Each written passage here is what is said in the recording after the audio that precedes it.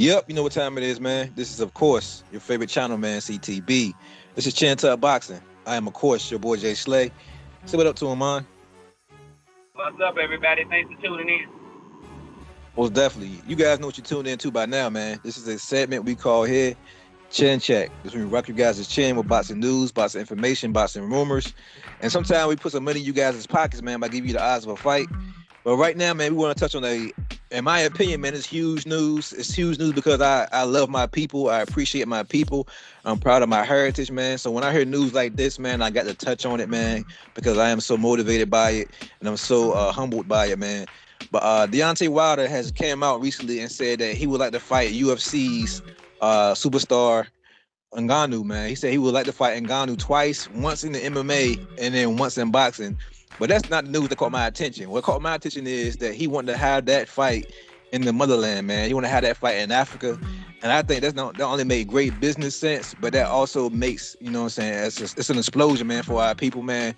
And I'm really proud of that fact, man. I hope it comes together, man. What you think about that news, man? What you think about that idea that Deontay Wilder had about fighting Ngannou? When I first heard the news, I kind of didn't believe it. But the more that they talk about it, it seems like they're really trying to make it happen. And like you said, when I hear the news about it possibly being in Africa, man, I just think that's huge for the culture, man. I think it'll be beautiful, man. I think, like I said, they'll make plenty of money. And for a guy like in the UFC, they don't make a lot of money. So I think he made $600,000 last year. He's like the biggest name in the UFC. So for him to get a chance to make real huge money and also do it for the culture and to have those two guys come together. And like I said, Wilder is pretty much he's a man of his word for pretty much everything he say he do. So I think it's gonna pick up some more traction, and I think it's gonna possibly happen. I think after he fight his next fight with probably Andy, probably big this year, probably around May or June, probably maybe hopefully Juneteenth. I think that fight could be made next, and I would love to see it. Like you said, we talking about it off air.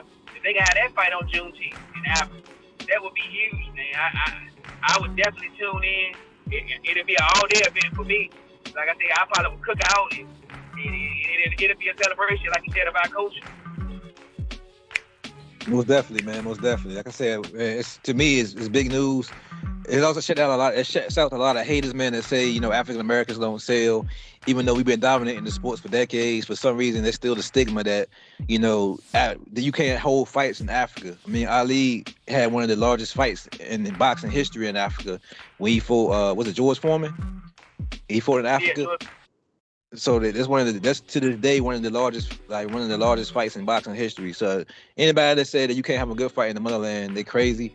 Like you said, those two guys are the biggest names at heavyweight in their sport, man. Deontay Wilder is still a huge name. He's still, in my opinion, he's still the bigger name when it comes to heavyweight boxing in America, without a doubt.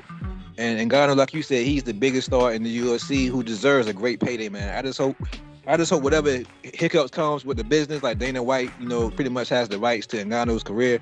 I just hope that fight can be made, man. He allowed other fights to happen. He allowed Mayweather versus McGregor to happen. While I'm not no fool. I know this fight won't be as big as that fight was, because that was a huge cross-promotional fight. It had that racial element where they had white against black, the Irish versus the African American. So, they had that racial component. It was just a good recipe for a successful pay-per-view. While this is just for the culture and for the people, I think it will do great numbers, but I don't see it doing those type of numbers. But on an estimate, man, what would you estimate the numbers to be if you could put a guess, seeing that these two guys are stars? You know what I'm saying? What kind of numbers do you see them doing? Do you see them doing great pay-per-view numbers as far as like boxing in today's climate is concerned, or do you see it being like a combination of UFC and pay-per-view boxing numbers and going over 1 million? I think it can push for 1 million because, like you said, it's a cross putting together two sports. You got UFC, you got boxing. So you're talking about the two biggest stars as far as heavyweight from boxing and UFC. So both fans on both sports gonna come together to watch the fight. So I think he can do between, if I had to throw a number out there, I would say 700,000 to 1 million easily. So I think it'll be a huge event. I can't remember how many pay-per-views McGregor and Mayweather did, but I think that was over 1 million. But I think he can do right at the million mark. So, and as far as the UFC side, as far as that being the MMA, I will say I don't like Wilder's chances in that fight. I still watch it, but I'm not a fan of him getting inside the octagon to fight, you know, saying the best fight in the heavyweight division. But I mean, Wilder's always been a fair guy, man. He always been a guy that, you know, try to look out for people. He looked out for a team. He looked out for Fury. A lot of people don't like to hear that, so I think he's just a fair guy. So I think if you feel like if I get the guy in the ring, I get in the octagon with him, and we'll see what happens. And I also think he want to get him paid. So yeah, I think they can make a lot of money, man. I think they can make $20 to $25, $30 million easily because they do 700,000 to $1 million pay-per-view. Yeah, I agree with you, man. Like you said about that UFC, just on that UFC, that's why I was going next with it.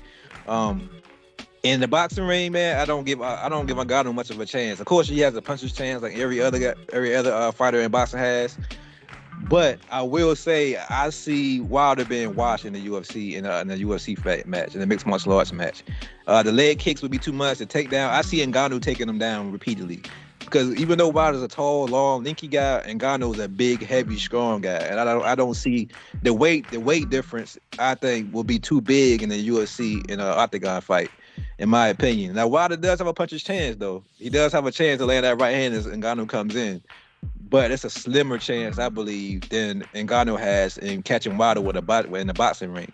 So with that being said, man, who do you think? Do you agree with me in that aspect? Do you think Wilder has a less of a chance to win the UFC than Ngannou has in a boxing match, or do you think it's about even? I would say it's about even. The only reason I say that Ngannou has a better chance to win is because I expect that fight to maybe last a little bit longer. I think that in order for Wilder to win in the octagon, he would have to win in the first 15, 20 seconds. Like when they standing on their feet, and those first couple trades before he tried to get Wilder on the ground, or like you said, start using those kicks. Because like you said, Wilder had small legs, so he started using those kicks, and he gets Wilder on the ground, is over. So Wilder only chance is to hit, to strike him in that first 10, 15, 20 seconds while he's standing up. If he can't land that shot, it's over. With him in the ring, I think that he has a chance to stick around for a couple rounds with Wilder, maybe, and maybe he can get lucky and land a shot. So I think they both of their chances are slim. So I would say it's pretty even as far as both of these chances in the other person's sport. Yeah, man. Either way it goes, man. Even if they can just pick one and choose one, man. If they can just get in the boxing ring, I'm happy with that, to be honest, man. In my honest opinion, like I said, it's good for the culture, it's good for the people, and it'd be big boxing news. Like I said, it's just a rumor right now, and it's already making its rounds through the media. So I'm pretty sure it would sell pretty well around the world. Not to mention, both guys have a nice stream of fans and a nice stream of haters that would tune in and watch either guy get knocked out. So I think the haters will also pay to also watch it. But yeah, you got anything else you want to add to this topic, man? I think we covered it off right now. Well, without a doubt. But with that being said, man, this is your favorite channel, man, CTB. This is Chin Tuck Boxing. I'm, of course, your boy, Jay Slay. Say peace to him, man. All right, everybody. Remember to like, subscribe, hit the notification button, comment. You know why? Because we love boxing, you love boxing. But most of all, God, peace, and love, and we out of here. Take care.